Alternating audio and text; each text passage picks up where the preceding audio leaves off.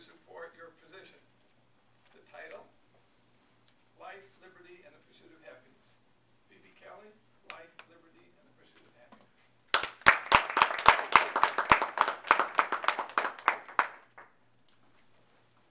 We hold these truths to be self-evident, that all men are created equal and endowed by their Creator with certain inalienable rights.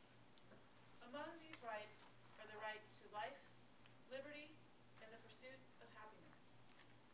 The Declaration of Independence, 1776. The pursuit of happiness means different things to different people.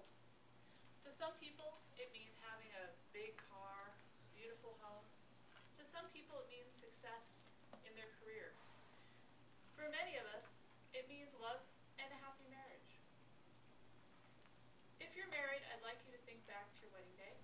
And if you're not married, I'd like you to think of your dream wedding. Because I think many of us have dreamed about this. Imagine the tuxedo and the white wedding gown.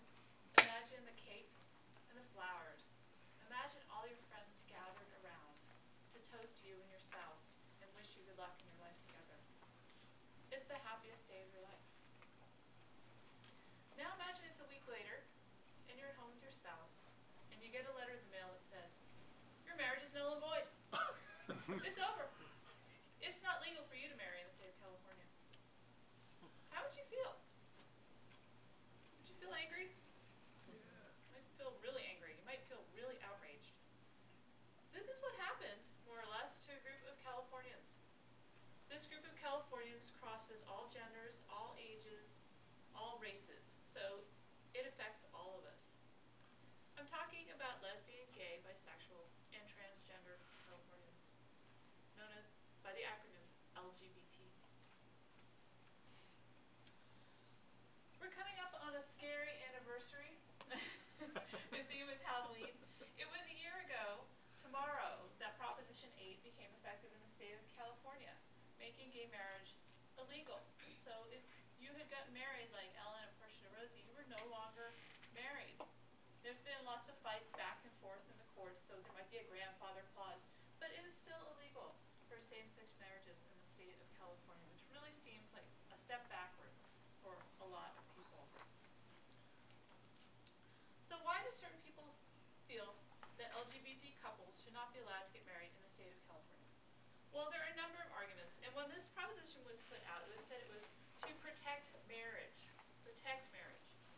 Whose marriage is it protecting? Because it's certainly not protecting the marriage of LGBT people. It's protecting heterosexual marriage, that's the idea. I have some trouble with this logic. I'm in a heterosexual marriage.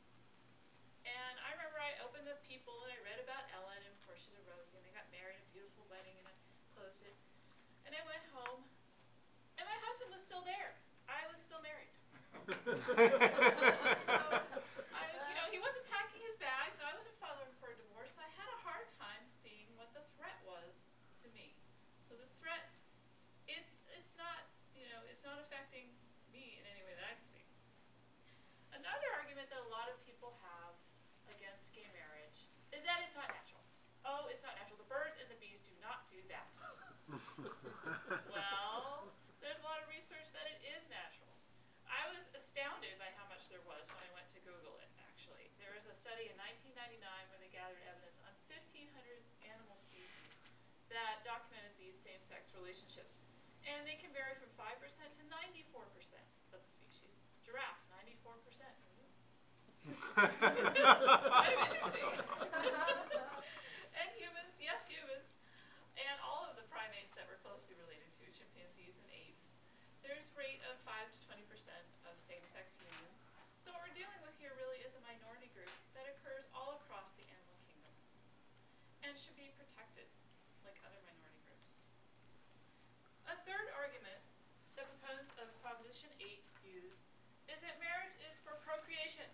We should only be getting married so that we can have babies. That should be it.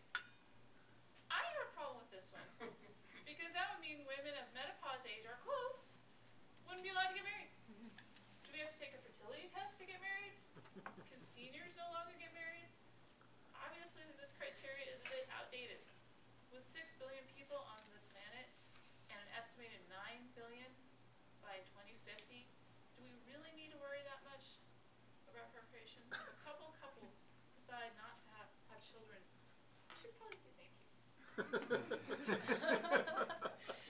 But people get married for reasons other than having family, though that's a fine reason to get married. They also get married for all kinds of reasons, for money, for status, for companionship, to have somebody to grow old with. But most of all, in America, people get married for love. And why would you want to forbid anyone from getting married for love? One of the opponents of Proposition 8 that I heard a lot about in my research that was interesting to me was the biotech industry, and they were concerned about losing talented employees. And I'm concerned about that too, because I have a coworker who is leaving not just Kaiser, not just California, he's leaving the United States, and he's moving to England where he can be legally married with his spouse. He is one of the most talented KP employees I have ever seen. He is an excellent facilitator, he is highly educated, and he's not the kind of person we should be losing. In a competitive global economy, do we want to be losing talented employees? I have to confess, I was a bit nervous to give this speech. It wasn't safe like my other speeches. I felt it was risky, and that not everybody might agree with me, and you might not all like me. But I felt it was a risk I had to take, because the pursuit of happiness is not just for some Americans, it's for all of us.